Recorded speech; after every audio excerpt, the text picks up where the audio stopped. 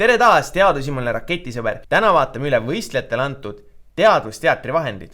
Katsevahend, termotundlik tint. Mul on siin paber ja pastakas. Ning et katsega saaks üldse alustada, peame siia paberile selle sama pastakaga midagi esmalt joonistama. Saimegi joonistatud sellise imeilusa Rakett 69 logo hakatise. Kindlasti saaks natuke ilusamalt, aga see ei ole üldse selle katse juures kõige olulisem. Mis on oluline, on see, et see sama tint, mis tuli praegu sellest pastakast, saab siit paberi pealt ka ära kaduda. Ja selle jaoks on vaja lihtsalt teda soojendada.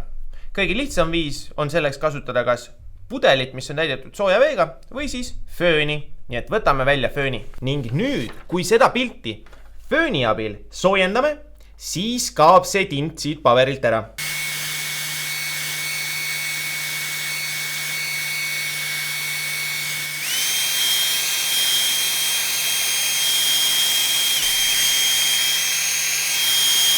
Ning nagu näeme, ongi kogu joonistus kadunud.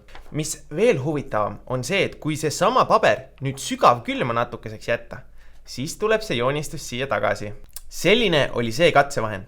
Vaata üle ka teised katsevahendid ning mõtle, missugust etendust sina nendega teha tahaksid. Ning seejärel mine juba teleka ette ning vaata, kuidas said hakkama meie võistlejad.